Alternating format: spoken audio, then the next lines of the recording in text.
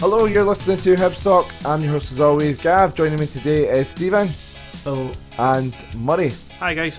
Dave's working tonight, so he's always got an excuse. I'm sure it's just skiving. I think he is. I think he just didn't want to talk about the game.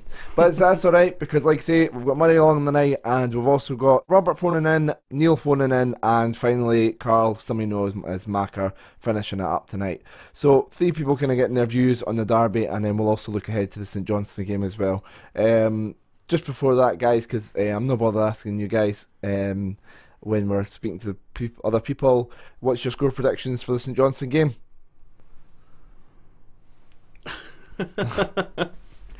You want me to go first? Aye, go for it. I will say 4-0 Hibs. 4-0. I'm being optimistic. Stealing your trait, Stephen. No, I didn't even need to make it. Nah, we need a win. We need a win after last night, so probably 1-0. 1-0? 1-0. I'll go 3-1 Hibs. I think I just said I that just think St Johnstone are on such a good run though. That's 3 wins in a row now, and they beat the first team to beat Livy at home this season in a long time, because they were unbeaten in the Championship. I'm talking about Premier League football, mate. No, but it's still impressive because it's been like it was like 75 games 75 or something. Yeah, something like that. Something like that. So crazy. Okay, we're going to get on with the calls now. We're going to kick it off with Robert, and then we'll take it from there. So our first caller tonight is going to be Robert. How you doing, Robert? I'm all good, mate. How's yourself? Yeah, good. So, derby last night, did you manage to make it along to the game? Nah, I seen it on BT. Yeah. BT Sport. Probably had a lot of good views then, a lot of the stuff going on. There's obviously a lot to take from the match. So I know you wanted to talk about the Kamberi red card, but before that, what was your overall thoughts on the match? I suppose the game was just a bit of a typical Tynecastle derby now. It was dirty, it was a bit boring, and it didn't really feel like any team was going for it at times. Both teams seemed scared to make a mistake, just in case the other one would obviously take advantage of that. And it was just really dirty the entire night. Just a really dirty game of football. Do you find that quite frustrating that Lennon didn't set up to go for the game more? I've seen a lot of people complaining about how narrow he went with it. I kind of understand it, considering how narrow the pitch was. I don't know if wingers would have been our best way of playing against Hearts. I don't know if they would have been able to get involved as much with the pitch being so narrow, and obviously Hearts having their big physical players. I mean, obviously it would have been nice to have seen maybe McLaren and Kamberi up top. Obviously we didn't get that. The 5 at the back was a bit. I think that was a bit too defensive. I think Hearts, with all their injuries, were there for the taking, and I think we probably could have went for that a bit more overall. Stephen, what's your thoughts on how Hibs lined up and if they should have went for it more? See, just on your point there about like the formation that we set up. Obviously, I mean, I thought that we should have been playing with Horgan and Boyle playing with the wingers because I mean they never had Mitchell starting. I mean, both teams set up really, really slow, with the exception of Boyle in the team. Do you think that? I mean, did you hear Horgan's pre-match comments? Nah, I didn't hear it. What did he say? I mean, basically, he was lining up. He was saying that he wasn't really used to the derby experience. He says that the pitch was really narrow. What was it he said? Preston versus Wigan was the biggest derby he'd ever played in, and that's not even a derby. That's right. And I mean, it's comments like that. I mean, to me, he basically took himself out the game before he even played, before he even kicked off. He basically set himself up as a sub, and to me, when players are doing that, it's just no good. Like, I mean, that's just basically taking up a place on the bench for me. If you're not I agree with that. If you're not game for a derby, then why should you be playing? It just seems like maybe he just didn't. I don't know. Maybe he didn't feel up for it. That's kind of what that comes across as. And I mean, the thing is, obviously, with Hibs being such a big squad now as well. I mean, there was players. I mean, Lennon, he come out on Twitter before the game kicked off, and he was all tracksuited up saying Derby Day. I mean, he was obviously up for the game, left out the team completely. I agree with you starting McLaren if you've got. Nalone's played what 15 minutes though. Is it? Do you chuck him into a derby? And last season though, and he again, was playing Champions League group stage for a final. But what's Stevenson done to be deserve to be dropped? You could have played him right back. What, Stevenson at right back? No, could have played Lennon at right back. He came on as right back. He came on as a right back. Right. So getting more into the game. How did you feel that Hibs sort of? What am I trying to say here? What am I trying to say? Alright, so I mean, Hibs didn't really create many chances. Malin probably with the best one. Aye. I don't know what I'm trying. What point am I trying to make What here? point are you trying to make? I was just don't going to say, what point are you trying to make, I mate? don't know. Well, the game changed when they got to the red card. There's no denying that. What was your view on the red card? To be honest with you, I'm not too sure why he was booked in the first place. Yeah. If I'm being completely honest, for the first foul, from what they said on BT Sport, they said it was for multiple fouls, but I don't remember him particularly fouling anyone. And for the second one's an absolute joke.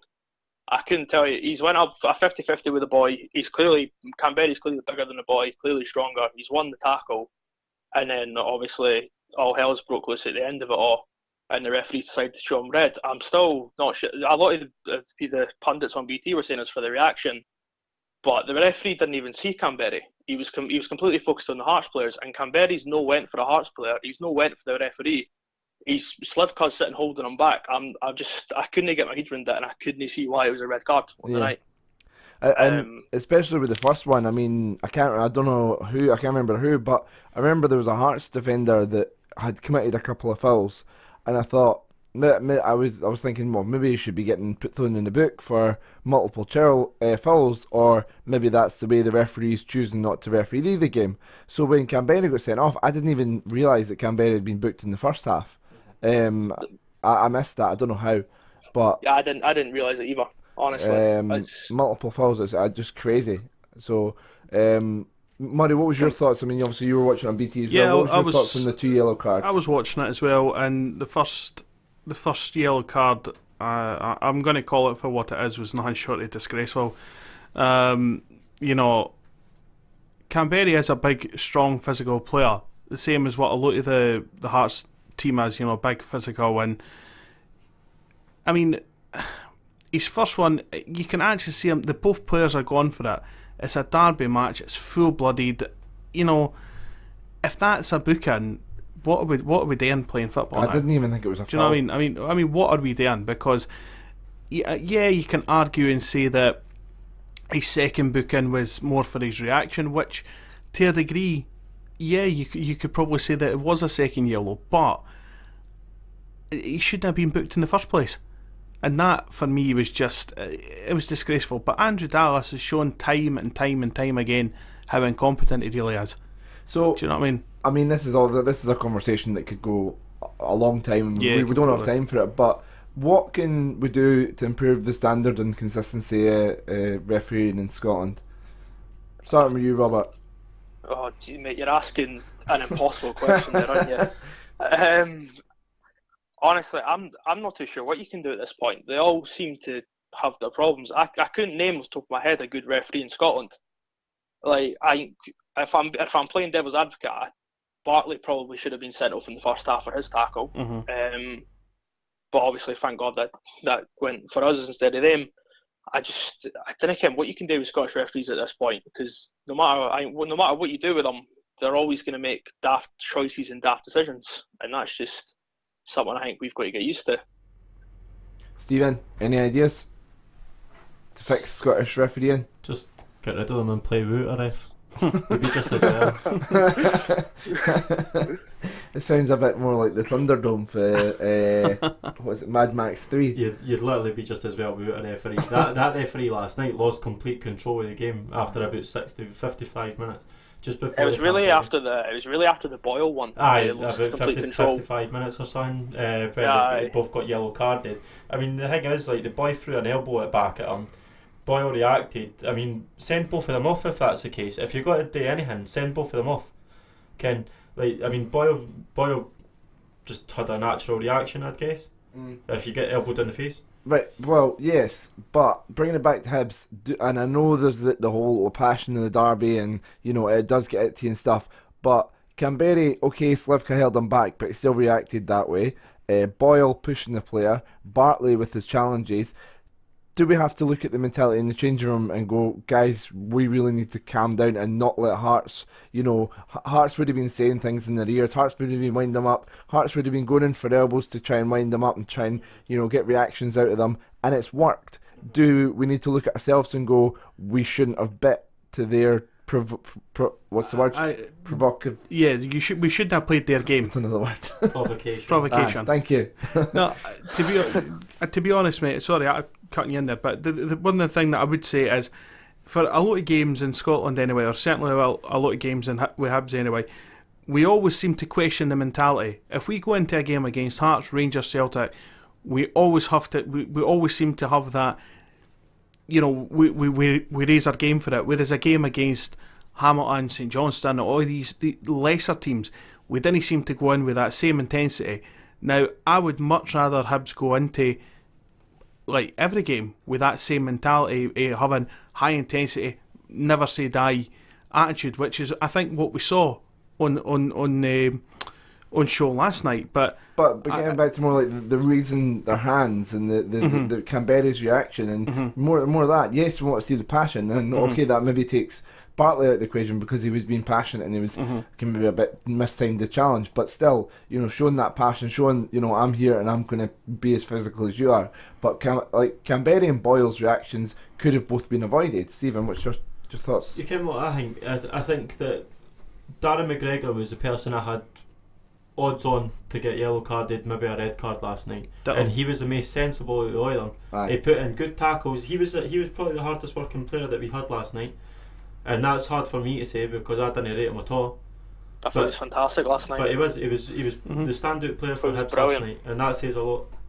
But yeah, looking at McGregor's stats from last night, he won 11 out of 17 aerial duels, so that's 65% of them, 11 interceptions, 20 recoveries, he blocked a shot, 19 clearances, so fantastic stats for a defender for the game.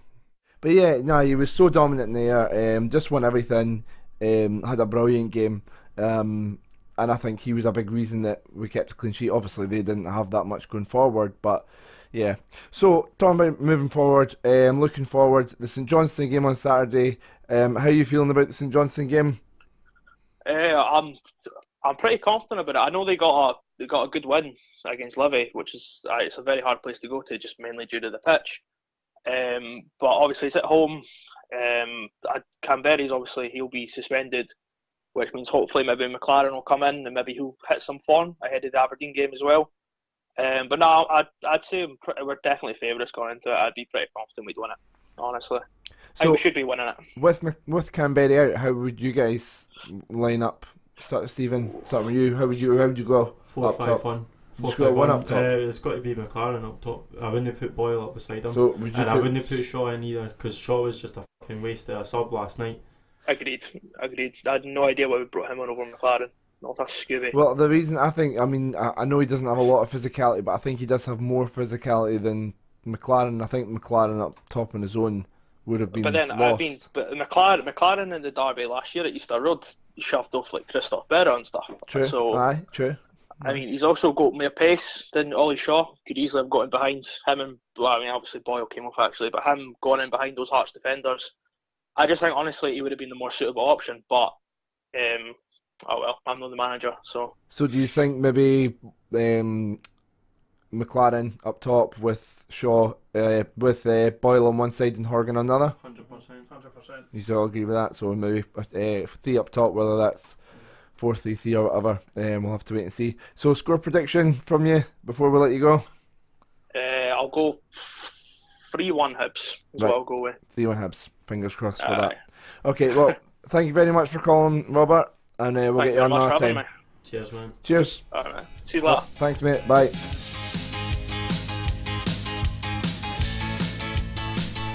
So our next caller is Neil. How you doing, Neil? Very well, how are you? Yeah, good. So what was it you wanted to talk about today? A couple of things. I wanted to talk about the lineup that we went with against Hearts. I wanted to talk about the security and the police around the stadium and inside the stadium, and the treatment that Neil Lennon got. So let's have, start off with the team then and talking about the defensive lineup. So what was it that you kind of felt that we could have done differently? Yeah, I just think our attitude at Tynecastle was all wrong. I think that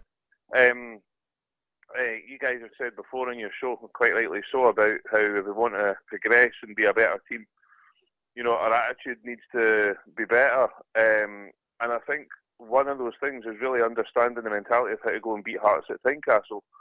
I just felt that the lineup, in terms of having Bartley and Milligan in the same park, left us with so little options in the middle of the park in terms of creativity. We were just... I know Hearts had obviously gone out with so many injuries and they've just thought, right, we're going to kick Hibs off the park. Well, it seemed to me that we put a team that was just going to kick them back, and we totally played into their hands, which I thought it just became such a pure spectacle and such a rubbish game of football to watch.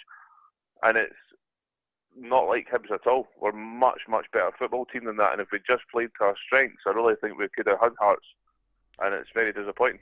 Stephen, your thoughts on playing Milligan and Bartley in the same team? Yeah, I mean, to be honest, I'm like you. I had reservations when I looked at the team first came out, and you saw Bartley and Milligan in the same team. Bartley's obviously not played for 9 weeks or something.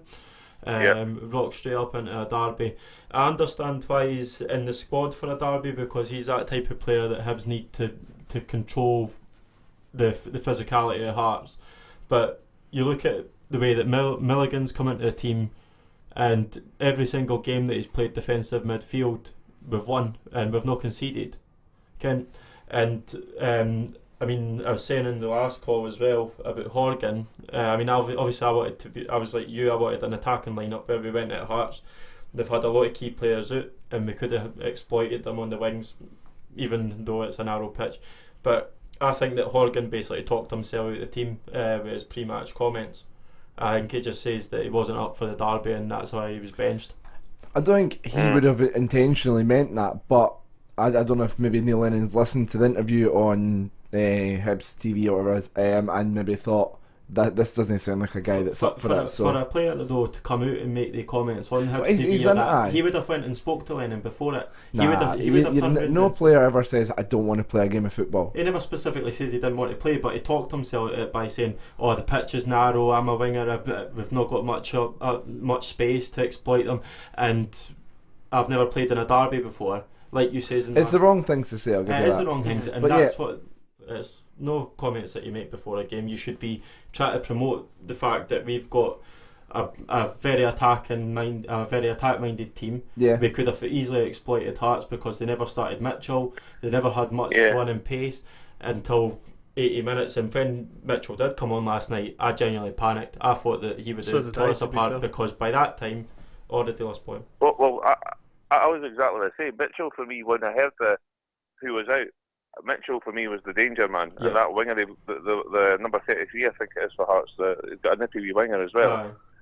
Both of those boys for me were the danger men. When Mitchell not starting, you're thinking you're never going to get a better chance this season to beat Hearts, because the next time we play Hearts, they're going to have Naismith and they're going to have the big fella up front. They're going to have better football players, and I'm not saying they're a great team because I genuinely don't think they are.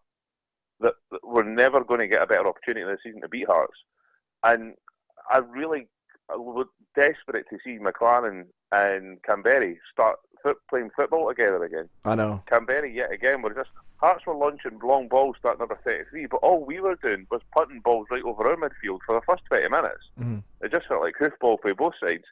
And I just feel that if we just played our own game of football, our own brand of football, Hearts would have started to struggle. And if they're going to kick us, fine, kick us and just lie down and get the free kick.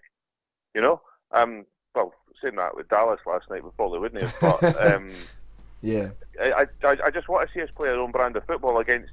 Let's face it, our most important game of the season for me isn't Rangers or Celtic. It's playing them. Yeah, 100%. That's the be all and end all for me, is beating Hearts. Agree. And our attitude at Tynecastle, just for me, it's just not good enough. The fans are outstanding. I was at the game last night, and I thought the fans were second to none. But the football team just goes out to try and... It felt like playing for a draw for the kick-off, eh?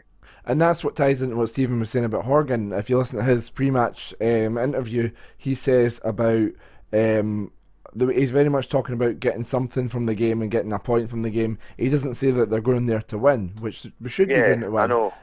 Of course we should. Aye, I agree with Stephen. It wasn't a great interview, and he didn't sound confident. It was just right across the team, though. Aye. I mean, Lennon set up for a draw, like Neil's just said there. It seemed like, and me and Craig, when we were there yesterday, we were sitting there and we were like, the way it's set up, it looks like he's got to play for a draw the first half, keep it 0-0, and then just start putting the legs in, like get Boyle pushing forward, breaking them, and then having Kamberi to hold it up and slip Boyle through, because we had the pace at that point to do so.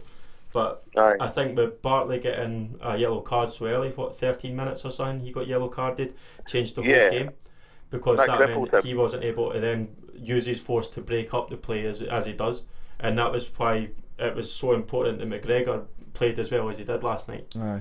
I thought Darren McGregor and Milligan and Effie Ambrose were outstanding. Every one of them. I thought they were sweeping up pretty much everything. 50 balls. They were so good. And do you think that's maybe something that's seen in training? Just one thing about the last thing about the lineup and stuff.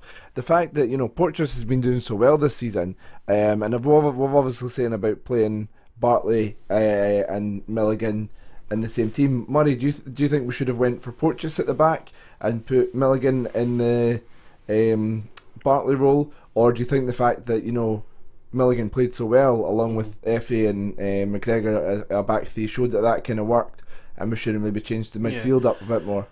I think, to be honest, I mean, it's hearsay now, and hindsight's a wonderful thing. I mean, I think that we all rate Ryan Porteous. The laddie is absolute class. I think that kind of game yesterday might have had his name on it. Tight pitch. He's got to get close to attackers, and I don't know. I mean, I think the fact that both Effie played well yesterday, Milligan played well, and Darren McGregor I thought was outstanding. Looking at it now, would I changed it? Probably no. To be honest, I thought they three just played so well last night. You would have up everything. Played somebody else rather than Bartley in the midfield to be more creative. Yeah, I mean, I think if anything, if I was going to really, I mean, I wanted to start with Horgan, to be honest. I mean, I really did, but I never heard the interview beforehand. I mean, hearing it now, I do agree with I think he talked himself out of a start, to be honest. So, I mean, hearing the comments there, like, as you say, got to go for a point. We're got to do this, we're got to do that. Know this, mentality. We're gone there to win. Aye. Which, I mean, it's twofold, because you can have that mentality that you are going to go there and win, and you do it. But then equally, if you say that you're going to win, and then you end up getting beat, you end up with egg on your face, unfortunately. So that's right. And it's finding that balance. You guys have all mentioned before about the Aberdeen game, and games that was last season when McLaren missed a penalty, and then this season we wanted to start off strong and we didn't, and we've dropped the odd point here and there, and that might just be the difference when we get to the business end of the season. This game might be the difference. As I said, we've never had a better chance to beating Hearts, and we should have gone out with a strong line, a strong attacking line. Just played it in Brian the Fitba, and I'm confident we would have got a couple of goals out of them, because they were brutal. There was no Fitba for them at all up until we went down to 10 men, and even then we didn't look in any danger until Bogdan had a bit of a brain freeze. So. He didn't have. So I mean, you were at the game. So what was it that you kind of noticed about the security and the policing? Yeah, so me and my dad travel through Stirling every week to watch the Hibs. So we were on the motorway dead early. Got through, and when we rocked up to the game of football, there was loads and loads of security there. And I remember actually having a conversation with them saying, really, really good that they're taking this dead seriously, and we've had all the emails about the pyrotechnics and all that kind of stuff. But I've never got into Tynecastle without being patted down, and this time I just walked by everyone, and I actually turned around to look to make sure there wasn't anyone running the back of me trying to pull me back to check me, And when we got into the ground, I seen the fight that happened down the corner about 15 minutes to kick off, where a Hibs fan managed to get on the park, scudded a Hearts fan. He got taken away by the security, and then a Hearts fan managed to get on the pitch and try to scud him and missed him. He's hit the security guard, like absolute bedlam. The police are down the other side, just standing in a corner, and they're just watching it.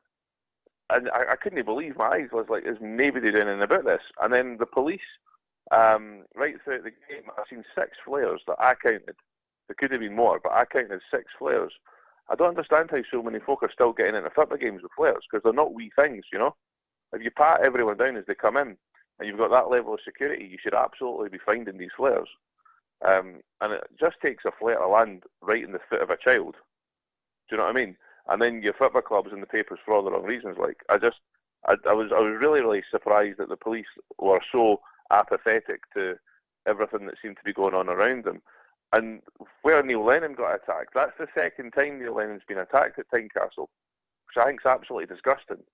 And there's not 1 ounce of security behind the dugouts. And because of the way they've built Tynecastle, you're so close to the pitch, and the dugouts are so close to the stand, you're in a really vulnerable position. You look at where the players have to go off the park. Now, you need to cross the entire length of the park to go off. And that tunnel is so narrow, and it's so shallow. Again, I think players are dead vulnerable when you're having to go through there. And for a game of this magnitude, where we all know there's going to be bother, we all know there's going to be a feisty atmosphere, I'm not saying like you can help idiots, but you can have your due diligence, and you can go out and you can do what you think will keep it to a minimum. And I don't think they did that at all. I don't think the police were much help. I mean, there was a lot of instances I saw. I was in the bottom left-hand corner, and there's a lot of times where, I mean, there's a flare landed in front of us, like this, the row in front, and the boy in front of us got hit by a coin, the boy in the chair in front, and we went over to the police and sort of tried to report it, and the boy went over and said, "Look, I've just been hit by a coin," and all the response was, "Oh, it's been videotaped." Yeah. And like you say, with that incident with the fight in the corner, the police were just standing there and said, "Oh, it's been videotaped." And it's like, well, there's like 40 years there, you know, do something about it. And so, "Oh, we'll get them afterwards." Well, why are you standing there? So yeah, it was frustrating from the police, and the like you say, a lack of patting down does not help matters. Talking about Neil Lennon there, there's been a lot of coverage today about, you know, does he bring it on himself? Money, do you want to kick us off with that? I know you heard an interview on TalkSport today on Jim White's. Yeah, I was listening to Jim White today, and you know he's ladling Neil Lennon, saying that he's bringing everything on himself. He's goading supporters, and Leanne Dempster, to her credit, jumped straight to Neil Lennon's defence, and you know that's not what he was doing. And personally speaking, I don't think that's what he was doing. Neil Lennon is the only manager in Scottish football that has to cope with that level of abuse, and it's getting to a stage now where it's disgusting, the amount of abuse that he has to put up with. Rangers and Hearts are the two biggest offenders on this. Obviously, with Lennon's ties to Celtic, that was always going to happen. Other players have played for Celtic. Well, aye, but exactly, and that's why. But that's what I'm saying, though. That's what I'm saying, though, Gav. Because if you think about it, and like as you say, players have played for it. Played for Celtic. A player that strikes in my mind is Stephen Presley. Obviously, won the Scottish Cup with Hearts, left to go to Celtic the next game season. The amount of abuse he took when he came back to Tynecastle Park was disgusting. Aye. Do you know what I mean? I think he got more abuse when he went back to Tynecastle than he ever got from Hibs fans. Yeah, completely. And I mean, that's what I'm saying. I mean, Neil Lennon now, he takes everything on board. He just has to get on with it. And yeah, any instance that he gets to dish it back, why shouldn't he be able to get it back? So, Neil, and that's exactly the thing. With Neil Lennon, as we know, gets more abuse than anyone else in Scottish football. He absolutely does. It's in the spirit of the game. He's never done anything that I've seen on the pitch that for me has been insightful or abusive.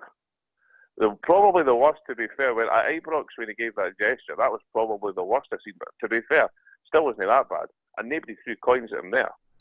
Do you feel, Neil, that the media plays a part in in his reputation that he's now got, and I want to talk a wee bit if I can about Caldwell's comments as well. Yeah, because that was in the media as well today. Because Gary Caldwell, who is now in a position of influence because he's now a club manager, has come out and made such an idiotic comment to again say what Jim White said, that he brings it on himself. And I see Gary's retracting that. I think he's trying to retract it now. And it's refreshing to see that Derek McInnes and Chris Sutton have both come out and told him he's talking a lot of nonsense. And I think that's why he's now retracting it, because other club managers and media reporters are coming up saying you're talking a lot of nonsense. But that's the kind of thing for me that influences people. And people can now go to football games thinking, I can abuse Neil Lennon.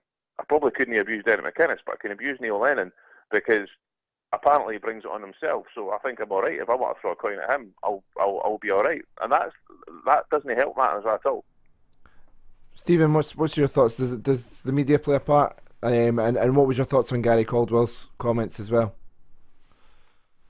I just think it's ridiculous. I mean, we had, what was it on the car back? Stephen Elliott making comments. Yeah, he made a similar comment. Making comments saying that Neil Lennon was an idiot because of the way he acts in front of fans. I mean, the thing is, like she's all said, he just gets so much abuse everywhere he goes. Doesn't matter who it is that we're playing, still gets abuse. And I mean, he's perfectly within his rights to give it back. You see players come up for corner, like to take a corner in that and give gestures to the fans and all the rest of it. That Islamal got hit last night, turned around to the fans and started clapping after he got up. He's a fucking, like, it's just ridiculous. It's the same code of conduct for players, staff, managers, everything straight across the board, and they all act the same. Lennon's just as entitled to rile up the fans because it's an entertainment. It's an entertaining sport. Yeah. But I mean, nobody deserves to get coins chucked at them. Nobody deserves to get flares chucked at them. It was the exact same as in the Hibs stand as it was in the Hearts stands. We watched Hibs fans chuck flares into the Hearts stands yesterday after the game. So I mean, there's idiots either side of it. There's no doubt about it. But and what we need to remember as well, guys, is that, I mean, we keep talking about Hibs budgets and all this kind of stuff, and you know what I mean, we've been promised the biggest budget, what's happened with the money and all that kind of stuff. These guys that have thrown flares 100%. And punched the goalkeeper should never have the right to moan about budgets, because we get so heavily fined for this that any money you're making out of Europe and all these competitions, they all disappear every time you cause bother. So if you want your club to progress and you're genuinely a Hibs supporter and just not out to be a casual, then you take stuff like that and then greet and moan that we don't have money to spend on football players, because it's all just gone on, and it's so frustrating to lose money and daft stuff like that, eh? And unfortunately there was a vile message towards Neil Lennon. Am I right in saying you seen that on the way to the game? Yeah, certain media coverage was claiming that the spray paint on the wall saying, I think it was like Neil Lennon to be hanged or something like that. They were trying to claim that it was put on the wall after the game, but I walked by it, so that's not true. That was there before the game of football. So there was clearly some premeditation amongst the Hearts supporters that Neil Lennon's already this hate figure. So I don't think even you can turn around and say, right, it's just reactive. They've clearly had that in their psyche already, that Lennon is this kind of monster that you're free to be attacked. Yeah, that really backs up that point, and hopefully that gets reported on properly, and that's obviously shocking that the media are picking it up the wrong way. Yeah, that just really sort of hits home that it's those fans went with a premeditated view of Neil Lennon and were probably more likely to do something beforehand, and the media running the wrong story. So let's try and finish up the conversation on a bit more of a positive note. So Neil's obviously got the issue of Kamberi being suspended for the weekend. How would you line up in the attacking front with? I think attacking front, I would play. I think we've got to play McLaren for the start, and play him alongside Ollie Shaw, and hopefully we can see Boyle back in the wing where he's effective. Yeah, interesting. I think we can all agree, even though Boyle's put a couple of balls in the net, he's not a great striker when he has to think about it. Boyle's great when he's racing down the wing, and he's so dangerous. So get Shaw up front, get McLaren up front, get two strikers working together would just be so refreshing to see for the change. Yeah. And just have a right go, because we'll go back to our winning formation against St Johnstone, because we don't have any preconceived ideas about them. And let's face it, they're a bogey team at Easter Road. I can't mind the last time we beat them there, so we really need to give them a we are overdue. So what's your score prediction then? 3-9 to Hibs, Danny Swanson get late penalty and put it over the bar. You're so fun. Okay, right. Thanks for that, Neil. You're very welcome. Thanks for your time, guys. Cheers. Cheers, mate. Cheers. Bye-bye.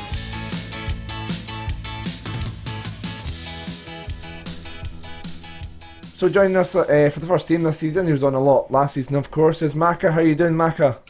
Hiya, how are you doing? Good, man. Good. So, what was it you wanted to chat about in particular with the derby? I just thought it was all in all, when you look back at it, after the situation and that, like, you know, it was a good point. I mean, I must stress that the person that went to punch the Hearts keeper and the throwing of the flares and the Neil Lennon thing, the coin, and the throwing of the keys at the keeper as well. There's no place for that in football. So both sets, it's not been like that for a long time, and yeah, it's interesting because normally against Hearts it's like yes, we want to beat them, you know, yeah, we don't get on, but there's like a mutual respect, but that seems to have went out the window last night for some reason. Yeah, I mean, Murray, would you agree with that? That people just went too far? Yeah, I think people went far too far last night. I mean, I watched the game on the TV last night, and you know, BT Sport in a lot of ways were trying to play down kind of everything that was happening, but it was so easy to see that, you know, that there was something quite vile in the air, to be honest. And yeah, I would go as far as to say it was poisonous atmosphere. And as I say, I felt that sitting in the house, so I can only imagine what that was like for people who actually went to the game. Aye. So where did you end up watching the game then, Carl? I ended up watching it in Malone's, actually, right near Haymarket. It was a very, very good atmosphere Great in there. pub. Yeah, great. First time I missed a derby in a long time, but I promised my pal that he could have my ticket because I couldn't get him a one when we played Celtic, and I felt really bad. Aye. So obviously I'm on the away season ticket scheme, and I got like my 2 tickets, so that they went like it. But I'll never miss a derby again because I felt weird at 7:45. I felt empty inside, but. I'm back for the next away game up with Aberdeen, so that's not too bad. So the game before that is the St Johnstone game. Are you making it up to Edinburgh for that? I'm not. I'm actually deciding to go on the 800-mile round trip to Plymouth. Wow. To watch Sunderland. Oh, mate, you're brave. You are brave. Yeah, it's a long journey. So I'm setting off at 4:30 on Saturday morning. And yeah, probably returning about midnight, I would expect. Wow. So how are Sunderland getting on this season? How's Dylan getting on? Dylan has sort of had an iffy start, really. I don't know if Sunderland are getting the best out of him. He doesn't seem to be firing on all cylinders. I don't know if he just needs a bit of a pep talk from Jack Ross, who incidentally is doing fantastic as Sunderland's manager this season. Sunderland are doing really well, and they're finding ways to win games, and not playing particularly well at times, but they're finding ways to win. And the you know, back to the wall stuff as well. I use the example of Doncaster a couple of Tuesdays ago. They won that, and it was obviously the goal from Chris Maguire. And yeah, it's good. Sunderland are doing particularly well, and apparently on Saturday, I think it was the third goal. If you get a chance to catch that on YouTube, it's a contender for goal of the season, apparently. Yeah. Chris Maguire, yeah. Quite a few Scottish players in the Sunderland team now, so hopefully you can kick on. And I think it's, like you say, it's been a bit of a iffy start, but hopefully you can get a bit of consistency and kick on. And well, I'm getting to a lot of new grounds this season, that's for sure. Yeah. Luckily, and obviously games are obviously getting moved with both Sunderland and Hibs for TV and stuff, so sometimes they're not clashing. Just like next weekend, Friday Hibs are in Aberdeen, and Sunderland are in Stoke to play Port Vale on Sunday in the FA Cup, so I get to go to both. Brilliant. First time Sunderland started in the first round of the FA Cup for a long time. Yeah. So quickly then, finishing up then, just your 3 score predictions then for Hibs versus St Johnstone, and then Hibs Ooh. versus Aberdeen, and I'll get your Sunderland result prediction Plymouth, for the weekend yeah. for Plymouth. Hibs against St Johnstone. I think Hibs should come through that relatively unscathed. I would say we maybe win 2-0 with a good backing of a good home crowd behind us. I don't see any reason. I mean, as I said to you, that they played really well with 10 men yesterday. So Hibs have shown that in times of adversity they can put in a good performance. So yeah, I would say they'll win 2-0 after all of that against St Johnstone. The Aberdeen game. Aberdeen's always tight. It's always an atmosphere when you go up there. Even more so on a Friday night under the lights at Tawdry. You know what? I think we're going to nick that 2-1. Yeah, it'll be a tough say us game, but nicking that they're 2-1. very inconsistent, and we're there for the taking when we played them at Easter Road. Quite annoyed we never took it. So yeah, Well, I could see that. the cup game still wrangles with me because obviously Hibs should have won that.